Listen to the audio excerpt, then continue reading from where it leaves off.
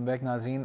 आज हम बात करने की कोशिश कर तो रहते हैं हिप बोन के हवाले से, लेकिन आपकी जो कॉल्स हैं वो मुख्तलिफ प्रॉब्लम्स की हैं। और मैं भी से बता देता हूँ कि अगले जुम्मे को, इस जुम्मे को नहीं, अगले जुम्मे को इंशाअल्लाह ताला डॉक्टर साहब दोबारा मौजूद होंगे। और बैक के हवाले से कोशिश ये करूँगा कि बैक पेन और बैक की जो प्रॉब्लम्स है उस पर एक्सक्लूसिव प्रोग्राम करूँ, क्योंकि जो कॉल्स हैं वो ज़्यादातर बैक बोन के हवाले से और बैक प्रॉब्लम के हवाले से हैं। डॉक्टर साहब, सावरा साहिबा का सवाल था। अच्छा, हमारे पास इस वक्त एक और कॉलर हैं, रियाज साहब। उनकी कॉल ड्रॉप हो चुकी थी, दोबारा उन्होंने कॉल की। अस्सलाम वालेकुम रियाज साहब। वालेकुम सलाम, खैरियत से हैं? शुक्र। डॉक्टर साहब ये पूछना था कि मेरा 2 साल पहले मेरी सर्जरी हुई है 2 दफा बैक साइड की। क्यों हुई थी? कहाँ की? वो मेरे बैक साइड की L4 L5 जो डिस्क थी उसमें प्रॉब्लम हो गया था मुझे। क्या प्रॉब्लम था? डिस्क को स्लिप हो गई थी? मैं जब चलता था तो मेरे दोनों पैर सुन हो जाते थे। ओके। और उसके बाद फिर ये हो गया था कि मैं बिल्कुल ही चलने फिरने से बिल्कुल रह गया था। Nerve compression. ठीक है। तो उसके बाद मेरी सर्जरी हुई, बाप अल्लाह का शुक्र मैं ठीक हूँ। लेकिन सुबह के टाइम डॉक्टर साहब मेरे को बड़ी तकलीफ होती है उठने में। ठीक है। मैं वो सुबह के टाइम बिल्कुल नहीं चल सकता, 8-10 मिनट तक मैं बिल्कुल बैठा रहता हूँ। ओके। डॉक्टर साहब कोई एक्सरसाइज बता दें मुझे कि सुबह के टाइम पे तो ठीक है जी, बहुत शुक्रिया। फौरी तौर पर जवाब दे देते हैं। बिल्कुल। इनका डेफिनेटली L4 L5 के ऊपर कंप्रेशन था, जिसके ऑपरेशन हो गया, कामयाब हुआ। अब इसमें disc disease itself is a very big topic और उसके अंदर बहुत डिटेल में है चीज़ें। जो इनको इम्पॉर्टेंट काम सुबह करना है वो ये कि इनकी अपनी जब सुबह उठें तो पूरी बॉडी को ये अपने बेड के साइड पे लेके आएँ और सबसे पहले काम ये करें कि पहले टांगों को बाहर लेके आएँ, उसके बाद सपोर्ट के तहत ट्रंक को, धड़ को ऊपर लेके आएँ। तो इनके बैक पे कम से कम स्ट्रेस आएगा। झटके से नहीं उठे? झटके से ना, झटका नहीं होना चाहिए।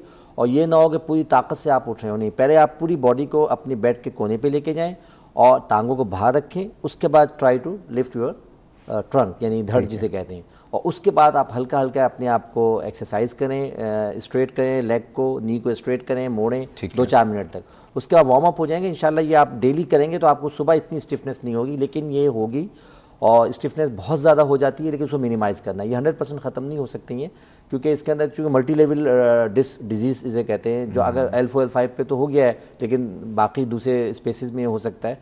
तो इसका जहन में रखिएगा और ये मैनेजमेंट हो जाती है। अपना वेट को कम करें, ये भी बड़ा इंपॉर्टेंट फैक्टर है बैक सर्जरी के बाद। और इसी लिहाज से बहुत सी चीज़ें हैं जो आप कर सकते हैं, जो कि आप इम्प्रूव कर सकते हैं अपनी डे लाइफ को। ठीक है सर। सावरा साहिबा 28 साल उम्र थी, इनके कहती हैं स्पाइन में प्रॉब्लम है, विटामिन डी की डेफिशिएंसी है। ठीक है, क्या हाँ, इनका ये था, ये बहुत ही यंग एज है।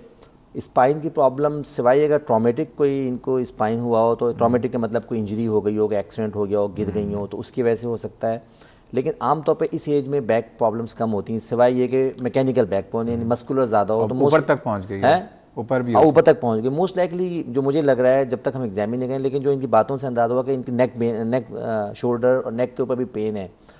तो यही है कि इनको most likely mechanical type of symptoms हैं और मस्कुलर इन्वॉल्वमेंट ज़्यादा है। एक चीज़ तो ये कर लें कि रिमेटॉइड आर्थराइटिस को, यानी जो कनेक्टिव टिश्यू डिसऑर्डर, उसको एक्सक्लूड आउट कर लें, कोई ब्लड टेस्ट होता है वो से। और बाकी अपने जो है अपनी पोस्चरल जो इनका पूरा सेटअप है उसको ठीक करें, जिसके अंदर सोने का मामला है, बैठने का मामला है, टीवी देखने का मामला है, फ़ोन यूज़ करने का मामला है, इंटरनेट पे बैठने का मामला है। इसको वो करें, इंशाल्लाह ये ठीक हो सकता है विद। अच्छा, इन्हीं से मिलता जुलता फौजिया साहिबा का सवाल था। 40 साल उम्र है, बैक बोन में प्रॉब्लम है, हिप बोन में प्रॉब्लम है, कूल्हे की हड्डी में उनको बहुत तकलीफ रहती है। वो कहती हैं वहाँ सूजन भी हो जाती है। और ये ऑस्टियोपोरोसिस भी है इनको। ऑस्टियोपोरोसिस भी है।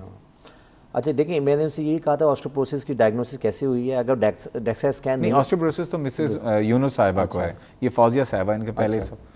ठीक है, तो ये फौजिया साहिबा थी, इनका सावरा साहिबा के बाद सवाल आया था। हाँ ठीक है। ये 40 ईयर्स वाली ना? जी। हाँ, ओ यस। हाँ, अब देखिए ये बड़ा मुश्किल हो जाता है। हाँ, ये आ गया 40 ईयर्स सर्वाइकल पेन। इसमें भी ये होता है, अगर ये 40 ईयर्स की हैं और इनको सर्वाइकल पेन, नेक पेन है, तो मोस्ट लाइकली क्या होता है, इस एज में सर्वाइकल स्पॉन्डिलोसिस शुरू हो जाती है। यानी सर्वाइकल स्पॉन्डिलोसिस उसे कहते हैं कि उनकी नेक बोन जो है हल्की हल्की डिजेनरेटिव प्रोसेस में आ गई, घिसना शुरू हो गई हैं। और इसकी भी बहुत सी वजूहत हैं। आमतौर पे अब मतलब ये बहुत यंग एज है, इसके अंदर लोग कंप्यूटर का इस्तेमाल, अगर वर्किंग और प्रोफेशनल वूमेन है, उसके अंदर मुस्तकिल 8-10 घंटे ये काम करना, उसमें अपनी उसको ठीक करना है, अपने मस्कुलर यानी एक्सरसाइजेज करनी है और मसल्स को ठीक रखना है। और उसके लिए इनको पूरी एक्सरसाइज करनी पड़ेगी, फिजियोथेरेपी, और फिर वही एक्सरसाइज फिजिकल थेरेपी के तौर पे करना पड़ेगा। पहले फिजियोथेरेपी करा लें, उसके बाद उसको कंटिन्यू खुद करें। बिल्कुल, एग्जैक्टली, बिल्कुल। अच्छा, शाहिद साहब का सवाल, जो कि कूल्हे की हड्डी मुल्तान वाले जी, इनका कूल्हे की हड्डी में फ्रैक्चर हुआ, ये बड़े डिस्लोकेशन हुआ, उसके बाद इनको कहते हैं वेट लगा दिया गया, 52 साल इनकी उम्र है और वेट लगती है, अब ये हो गया कि एक टांग छोटी हो गई, ये क्या हुआ डॉक्टर साहब? देखें ये बड़ा मिसहैप हुआ है और बहुत ही यंग एज है और मेरा ख्याल है कि अल्लाह ताला वाकई में इनके मसाइल को हल करे। असल में इनका जो पूरा सिनेरियो हम समझ गए हैं कि इनको RTA हुआ, मोटर बाइक पे थे ये, और इनको मोस्ट लाइकली ये होगा जैसे कि डिस्लोकेट हो, फ्रैक्चर डिस्लोकेशन हुआ होगा इनके हिप का। आज से 1 साल पहले 51 ईयर्स के थे, बहुत ही यंग एज है हिप जॉइंट की यानी फ्रैक्चर का। ये मोस्टली ट्रॉमेटिक यानी रोड ट्रैफिक एक्सीडेंट में हुआ। अब पता नहीं इन्होंने किसको, मतलब मुझे नहीं समझ आया, प्रोफेसर थे तो आई एम श्योर फिर इनको समझने में कुछ गलती हुई होगी, कुछ एडवाइस की होगी। वेट लगवाया जाता है, असल में वेट लगाया जाता है, लेकिन अब तो बड़ी दूसरी चीज़ें हो गई हैं, अब तो सर्जरी करते हैं। बहुत फ्रैक्चर डिस्लोकेशन है, देखें इसके अंदर क्या होता है कि एसिटेबुलर फ्रैक्चर हुआ होगा इनको, या उसके साथ साथ जो है इप्सिलैटरल उसी नेक फ्रैक्चर को फीमर भी हुआ होगा। वेट इसलिए लगाया होगा, इनका एसिटेबुलम का भी फ्रैक्चर होगा। अच्छा, एसिटेबुलम एक ऐसा डिफ़िकल्ट एरिया है जिस पे बहुत कम लोग सर्जरी करते हैं और पाकिस्तान में कुछ ही लोग हैं, यानी सदर्न पार्ट में कराची के अंदर हम लोग हैं जो कि इस पे वाकई में हाथ डाला हुआ है। तो अब ये एक ऐसा सिनेरियो जो हम बिल्कुल हमें नहीं मालूम। एक काम करें डॉक्टर साहब, फ्राइडे को आएंगे अब नेक्स्ट, हाँ एक इसी टॉपिक को ही, बैक को नहीं, अब मैं इसी को कंटिन्यू कर रहा हूँ। और मॉडल लेके आइए आप, मैं तो कहूँगा कि हिप बोन का एक मॉडल ले आइए ताकि लोगों को उस मॉडल के हिसाब से बताइए।